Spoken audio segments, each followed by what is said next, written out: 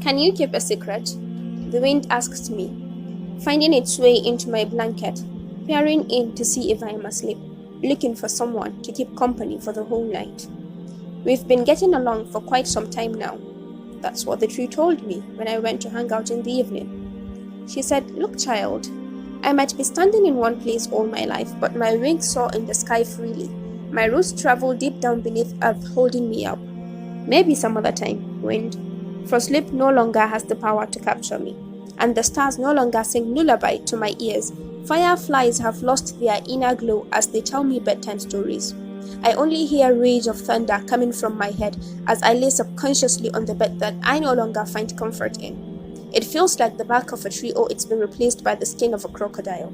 Anxiety has fallen in love with me now, and depression, an old friend, came to visit. By the look of things, they didn't plan to spend a few days. I can see it unpacking, mood swings, nervousness, and the likes of unrelenting whispers. How can I be alright when the wind tells me tales of the world as it travels to every part of the world, seeing different stories every day? Tragic, happy, pleasing, humorous, terrible, tormenting, cumbersome, and disheartening. I vividly remember when she told me a story of a girl being robbed of her innocence, and that of a boy who lost his parents to mass killings. I couldn't fathom how they feel. Or that story of a man that lost his pregnant wife to the merciless kidnappers that only wanted to satisfy their selfish selves at the risk of an innocent child's life. I can see sadness caressing their faces daily as it envelops them into a bone-crushing hug. You see, this life isn't all it seems to be. It's not all creamy and peachy, and definitely doesn't taste like strawberry smoothie. The beautiful life that some live, to some, could only be fantasies they couldn't ever imagine, not even in their peaceful sleep under tattered roofs. The farthest they can ever dream is to afford a 3-square meal or presentable garments to cover up. The world is cruel. The rich keep getting richer at the expense of the poor.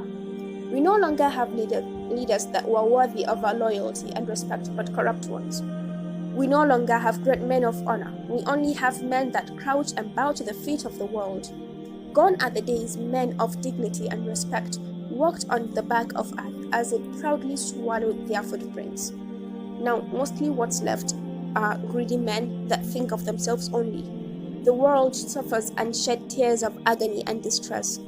We no more hear voices of devoted men. However, that of men that besiege titles and splurge on public funds.